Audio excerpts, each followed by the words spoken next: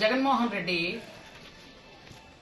వంశీ గారు ఉన్న జైలుకి వెళ్లి పరామర్శ చేశారట. అంటే ఒక దొంగ ఇంకో దొంగను పరామర్శ చేయడం చాలా వింతగా విడ్డూరంగా ఉంది. ఎందుకంటే ఇంతకు పూర్వం కక్ష సాధింపు చర్యలతో ఎవరినైనా అరెస్ట్ చేస్తే వాళ్ళని ఎవరైనా పరామర్శించడానికి వెళ్ళాలి అంటే ముందుగానే హౌస్ అరెస్టులు, ముందుగానే ఎవరిని బయటకు రానివ్వకుండా చేసే పద్ధతి ఉండేది.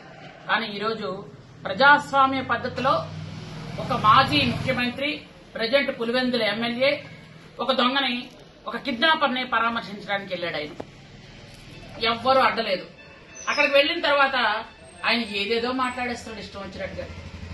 ఆ వంశీ గారు కూడా లోపల ఎలా ఉంటుందంటే, నాకు మాంసం ఇవ్వలేదు, కాంసం ఇవ్వలేదు, బిర్యానీ పెట్టలేదు అని మాట్లాడుతున్నాడు ఆయన. అంటే జైల్లో ఎలా ఉంటుందన్నది ఇప్పుడు తెలుసుకో బాబు, జైలు ఎలా ఉంటుందన్నది. ఎందుకంటే మీ నాయకుడు మాట్లాడుతున్నాడు కదా, మీరు చాలా అందంగా ఉంటారని జైల్లో పెట్టించారట. అంటే అసలు ఏంటి ఈ మాటలకు సంబంధం ఏంటో నాకు అర్థం అవడం. జగన్మోహన్ రెడ్డి మాట్లాడడం, వంశీయును నాని, కొడాలి నాని ఇద్దరు అందంగా ఉంటారట, అందుకు చంద్రబాబు నాయుడు గారు, లోకేష్ బాబు గారు తట్టుకోలేక వాళ్ళు అరెస్ట్ చేయిస్తున్నారట. అందుకే చెప్తున్నాను, మందులు సరిగా వాడండి అని. ఎప్పటి నుంచో చెప్తున్నాను నేను, డబ్బులు లేకపోతే సీఎం రిలీఫ్ ఫండ్ ఇప్పిస్తాను అని. అమ్మ భారతమ్మ, మందులు డోసు పెంచమ్మా, ఇంటి మందులు సరిగా పనిచేయడం లేదు. అందంగా ఉంటే అరెస్ట్ చేయడం ఏంటమ్మా, నాకు అర్థం అవడం లేదు. కొడాలి నాన్నగారు, వంశీ గారు అందంగా ఉన్నారని అరెస్ట్ చేయిస్తున్నారా? అందుకే మందులు సరిగా పనిచేయడం లేదు. ఎందుకంటే మతి స్థిమితం లేని వాళ్ళు వచ్చి మాట్లాడితే ఇలాగే ఉంటుంది. పైపెచ్చు ఇంకొక పదం కూడా ఆయన వాడారు, పోలీసులకి. పాపం ఆ పదం కూడా మాట్లాడడానికి నాకే అసహ్యం వస్తుంది. బట్టలు కూడా తీసి కొడతాను, ఏంటి మాటలు అంటే. మిమ్మల్ని ఆల్రెడీ ఆంధ్రులు, 5 కోట్ల మంది ఆంధ్రులు 11 సీట్లు ఇచ్చి ఒక మూల పారేశారు. మీకు ఏ మూడదీసి పక్కన పెట్టారో మీకు తెలుసు. ఈరోజు 11 రెడ్డి అయ్యారు మీరు, రేపు 0 రెడ్డి అయిపోతారు. అర్థం అవడం లేదు. 150 సీట్లు వచ్చినటువంటి 151 సీట్లు వచ్చిన రెడ్డిని నేను అని పలికిన మీకు 151 నుంచి 11 రెడ్డి అయ్యారు, 0 రెడ్డి అయిపోతారు. అసెంబ్లీకి కూడా మీరు రాలేక సిగ్గుపడుతూ, ఎందుకంటే గత టైంలోని మీరు ఎక్కడ ఒక్కటి కూడా ప్రజల తాలూకు కష్టకాలు మాట్లాడిన దాఖలాలు లేవు. ఇప్పుడు బూతులు మాట్లాడడానికి అసెంబ్లీ సమావేశాలని వేదికగా ఎంచుకున్నారు మీరు. ఈరోజు ప్రజా సమస్యలు మాట్లాడతాం, మా చంద్రబాబు నాయుడు గారు ప్రజా సమస్యల గురించి మాట్లాడతారు, ప్రజా సమస్యలు చర్చిస్తారు. మీకు ధైర్యం ఉంటే రండి, వచ్చి కూర్చోండి. అంతేగాని నాకు ప్రతిపక్ష హోదా ఇస్తే వస్తారు. ప్రతిపక్ష హోదా మీకు ప్రజలు ఇవ్వలే, ప్రజలు పక్కన తోసి చీయని పక్కన పెట్టారు మిమ్మల్ని. ఇంకా మీకు బుద్ధి రావడం లేదు. కాకపోతే వస్తే అసెంబ్లీ సమావేశాలకు రండి, లేదా రాజీనామా చేసి ఇంట్లో కూర్చోండి. అంతేగాని జైలుకి వెళ్ళి ఇష్టం వచ్చినట్టు మాట్లాడితే ఎవరు ఊరుకునే ప్రసక్తి లేదు. మీకు ఈ రోజు ఆ పోలీసులకి టోపీల మీద 3 సింహాలు ఉంటాయని గుర్తొచ్చిందా?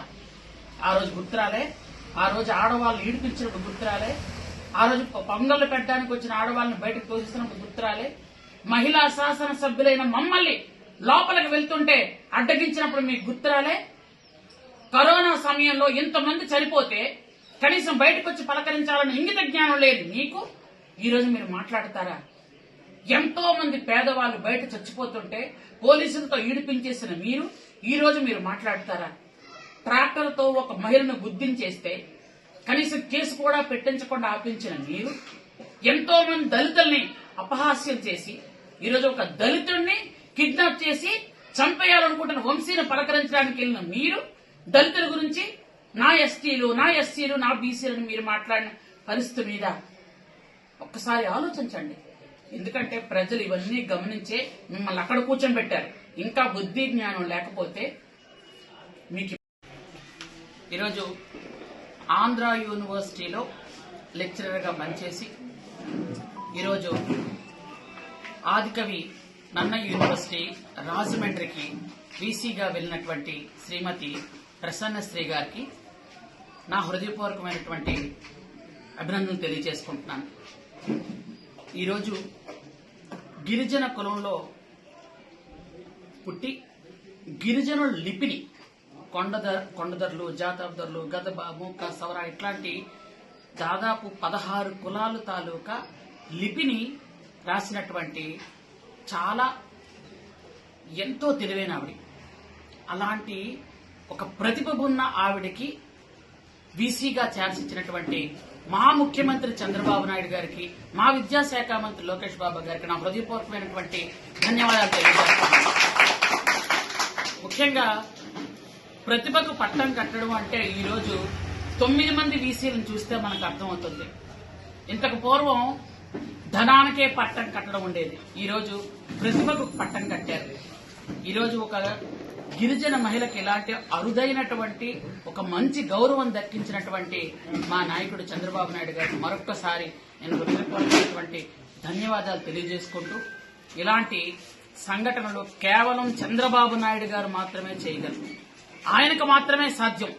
ఇలాంటి ప్రతిభావంతులందరినీ సెలెక్ట్ చేసి ఒక మంచి యూనివర్సిటీలకి వాళ్ళను వీసీలుగా పెడితే అక్కడ ఉన్నటువంటి విద్యార్థులందరూ సక్రమమైనటువంటి మార్గంలోకి వెళ్తారని ఆయన తాలూకు ఆలోచన. ఎందుకంటే ఈ మధ్యకాలంలో యూనివర్సిటీలన్నీ కూడా చిన్న పెడదారిని పట్టడం, అక్కడ చిన్న చిన్న డ్రగ్స్ కలకలం రేగడం, అక్కడ గంజాయి కలకలం రేగడం గత 5 సంవత్సరాలు మనం చూసాం.